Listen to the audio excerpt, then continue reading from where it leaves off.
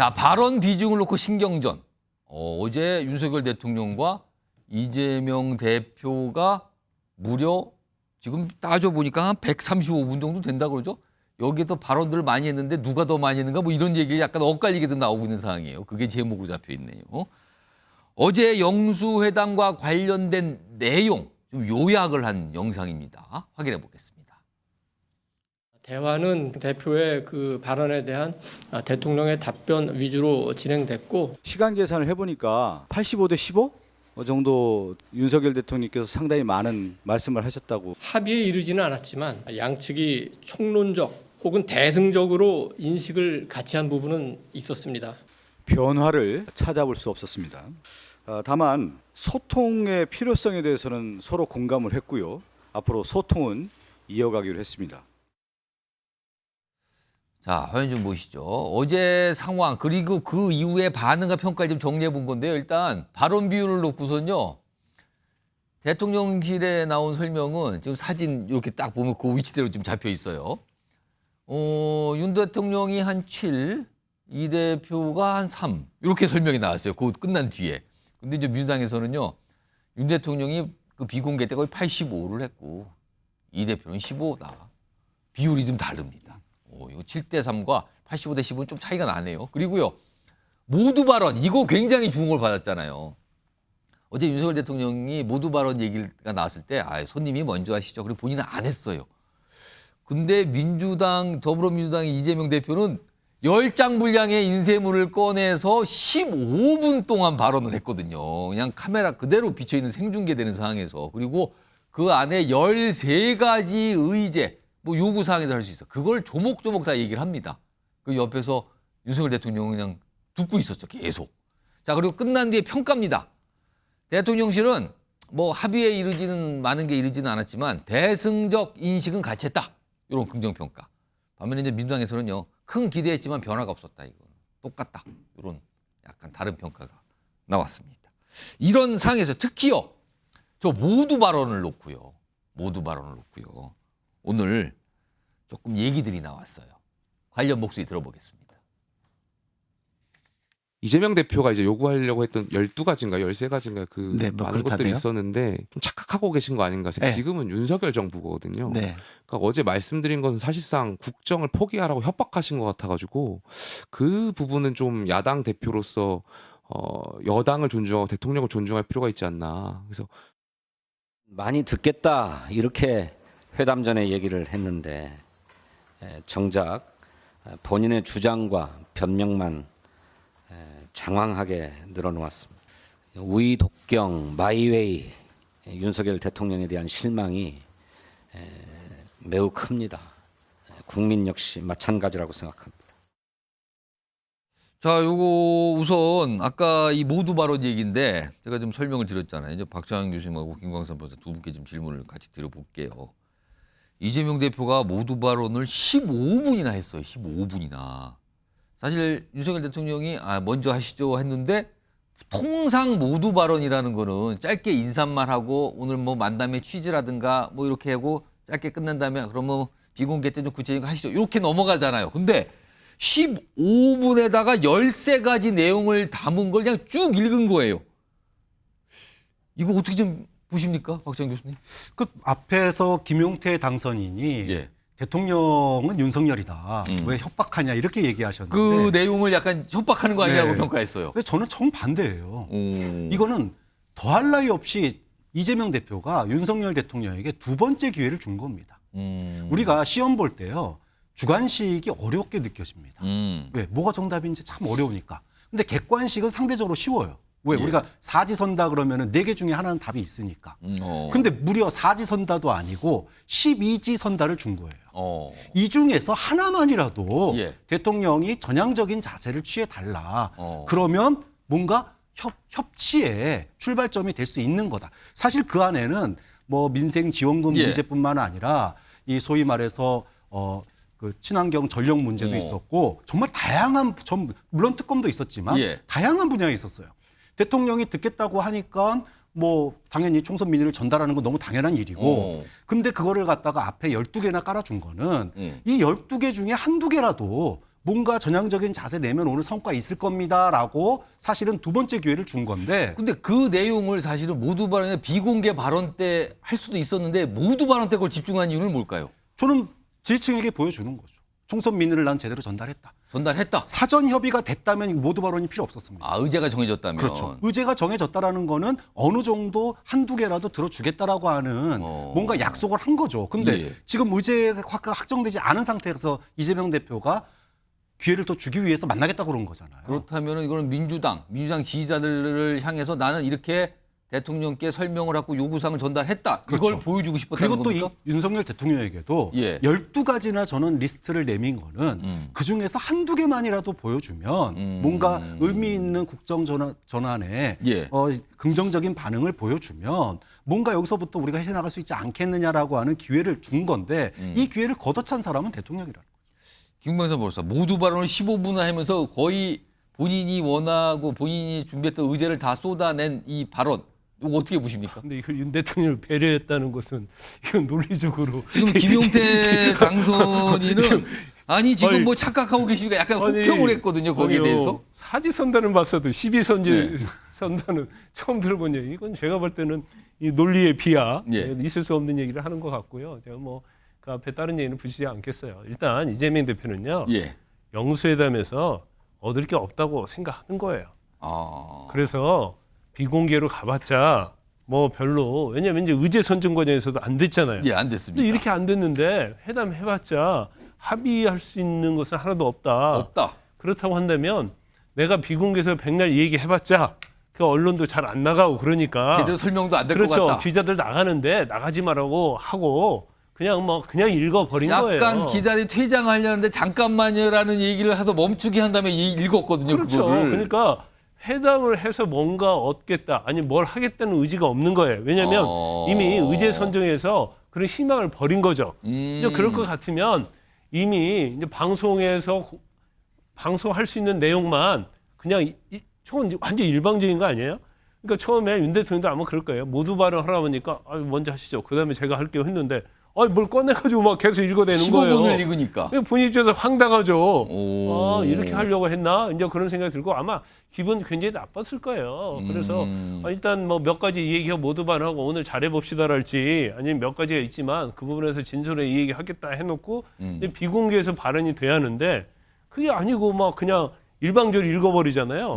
이건 회담이 아니죠. 서로 협치할 생각이 없는 거예요. 결과적으로 이제 그렇게 끝나기 때문에 결과적으로 의도적으로 계획적으로 보여주기식을 하기 위해서 이재명 대표가 이제 저장소에 왔다. 그러면 결과적으로 보면 둘 다 합의를 내면 전혀 없는 거죠. 둘 다 보여주기식 한 거예요. 그래서 뭐 이재명 대표가 승했냐 아니면 윤석열 대표가 승했냐 그런데 아무런 의미가 없어요. 딱 의미는 하나죠. 예. 서로 악수하고 한번 만났다. 아. 그거 이외에는 뭐 어제 영수회담은 아무런 의미 없이 끝났다 이렇게 볼 수 있어요. 어제 영수회담 관련해서 뒷얘기들이 많이 나오거든요. 후일담이 나오는데 앞서서 이제 이 발언 비중이 누가 많았냐 이런 얘기까지 한데다가 이제 모두 발언 관련된 얘기가 또 약간 좀 뒷말처럼 오늘도 나왔거든요. 그런데요. 이것도 후일담이군요. 어제 추가적인 설명이 나오면서 이게 좀 이 주목을 받았는데 화면에 있습니다. 그러니까 총리 인선. 앞서서 물망에 오르신 분이 참 많았잖아요. 그때 나왔던 게 총선 패배 이런 거 사항을 고려하면 야당의 추천을 받는 건 어떠냐 뭐 이런 얘기까지 나온 상황이었어요. 그래서 영수회담이 열렸거든요. 그 상황에서. 근데 이런 얘기가 어제 끝난 뒤 나왔어요. 이도훈 홍보수석이 먼저 이런 설명을 하죠. 아니 총리 인선 문제에 대해서 어떤 얘기하는지 궁금했는데 얘기를 안 하더라. 이재명 대표가. 이렇게 얘기를 꺼내서. 그러자 박성준 수석 대변인 어제 영수회담에 이제 배석했잖아요. 아니 총리 인선 후에 협조를 구하면 몰라도 어떻게 야당이 먼저 무슨 총리 인선 얘기할 거랍니까? 그게 말이 됩니까? 이런 취지에 또 반응이 나왔어요. 여성훈 해준가? 사실 영수회담 전에 정치권에서의 전망 중에 하나는 총리 인선 얘기도 의견이 나올 것이다. 논의가 될 거라고 전망했는데 안 됐거든요. 근데 민주당에서는 아니 이걸 왜 민주당이 꺼냅니까? 라는 반응이 나왔어요. 왜 언급 안 한 겁니까? 민주당에서. 근데 사실은요 당연한 얘기인데요. 이거는 용산 대통령실에서 먼저 이야기가 나왔어야죠.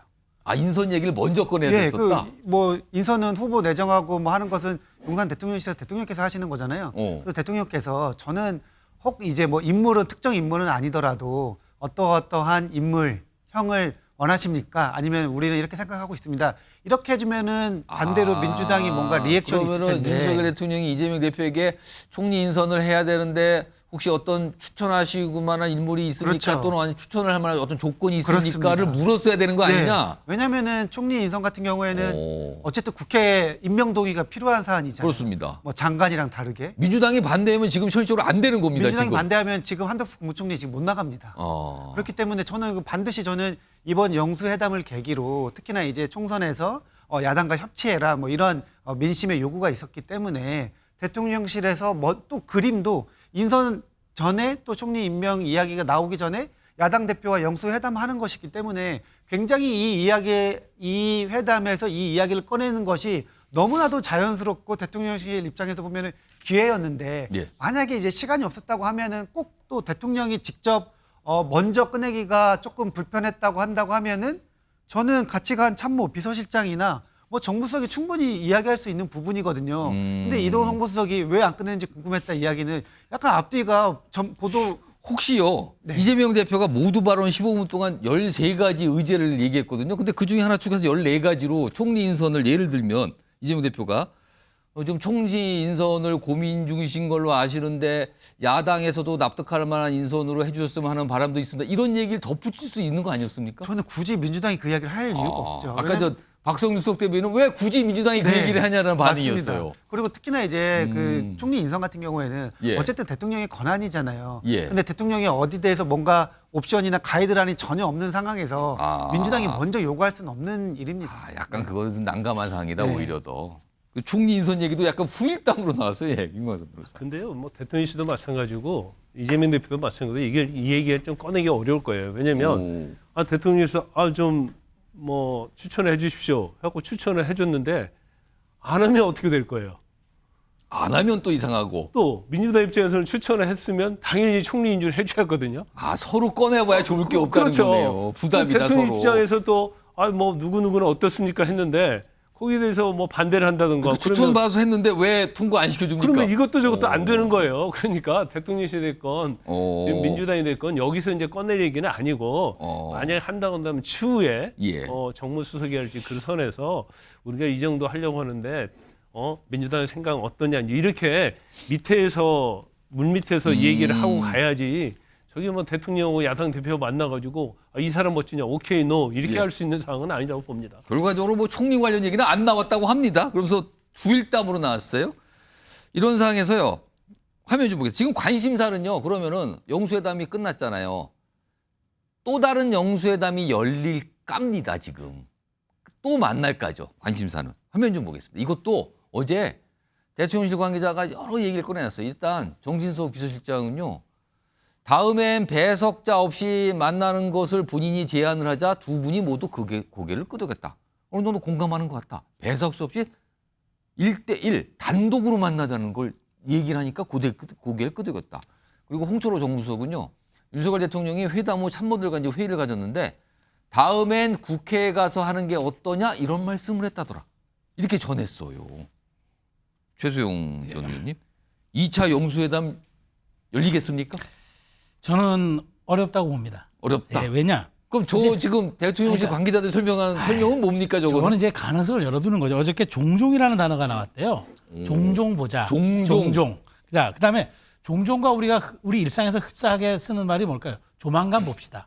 조만간이 사전적인 의미가 뭡니까? 이르거나 늦거나. 그러니까 뭐 이거는 특정 시점을 정하지 않는 거예요. 종종이라는 것도 약간 어감상, 뉘앙스상 이거는 꼭 보자는 얘기보다는 뭐 필요할 때 우리 서로 연락해서 봅시다. 뭐 한라인도 이제 있다고 하니까. 전 그래서 지금 이렇게 봅니다. 지금 대통령의 참모가 유익했다. 그래서 우리가 앞으로 국회 사랑제에 가서 좀 보는 건 어떠냐라고 얘기했다는데 예. 저는 이걸 거꾸로 이거는 여야정 협의체로 한번 만나자는 뜻으로 해석합니다. 왜냐? 지금 국민의힘에서 6월 달이면은 이제 그 대표가 선출되죠. 그 다음에 이제 또 6월 달이면 어쨌든 국회가 출범하면서 아마 총리 인준이 끝날 겁니다. 예. 그럼 그걸 맞이해서 국회에 가서 한번 우리가 사랑제에서 여야정 우리가 회담을 한번 해보자라고 대통령실은 아마 생각하고 있는 것 같고 민주당은 이게 싫어서 이재명 대표가 아예 차단해버렸어요. 아니요, 이건 뭐 아닙니다. 이건 국회가 주도하겠습니다. 라고 이건 거야 192석을 갖고 있는 내가 국회가 주도해서 그렇습니다. 가겠다는 얘기를 했기 때문에 저는 일단 오늘 이제 어저께 사진 하나가 저렇게 이제 완벽하게 서로 소통됐고 서로 이제 합의했고 그다음에 일종의 뭐 의정 갈등까지 포함해냈으니까 아마 이제는 약간 호흡조절하면서 속도감을 가지고 갈 것 같아요. 그래서 저는 5월, 6월의 영수회담보다는 6월 국회 개원 이후 사랑제에서 여야정 회의체가 갈 것으로 생각합니다. 자, 지금 영수회담 관련 얘기하는데 어제 영수회담을 끝낸 이재명 대표는 오늘 대장동 관련 재판에 출석하는 날이었거든요. 출석 모습도 좀 영상으로 좀 준비가 되어 있는데 우선 확인해 보겠습니다.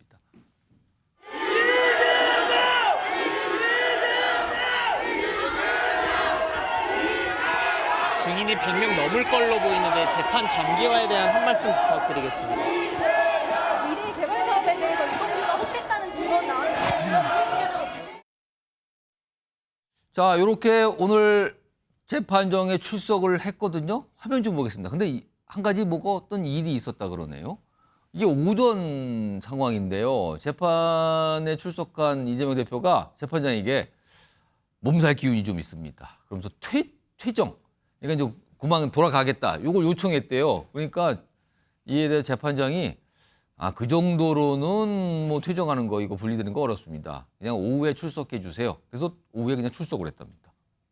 몸살. 김광선 변호사?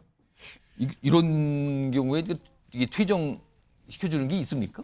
아니 그러지 않죠. 몸살 걸렸다. 재판에서 저 감기 걸려서 오늘 재판 못 받겠습니다 하면 그러면 가서 감기약 먹고 집에서 쉬세요. 이렇게 하는 재판은 없어요. 웬만큼 뭔가 정신적인 문제가 있다랄지 아니면 병원에서 유급한 상황이어서 도저히 법정에 앉을 수 없는 상태인 경우에 몸살 정도는 안 된다? 그렇죠. 근데 몸살 감기 정도는 되지 않죠. 그러면 뭐 재판이 다 이루어지지 않을 거고 또 재판 나오기 싫으면 저 감기 걸렸고 몸살 걸렸으나 하고 재판 안 나오면 이게 재판이 이루어질 수 있겠습니까? 아마 저 부분도 이재명 대표가 알고 했을 가능성이 크죠. 변호사 출신 아닙니까? 그런데 저 재판이요. 이재명 대표 혼자 받는 재판이 아니고 정진상 씨가 공동 피고인이에요.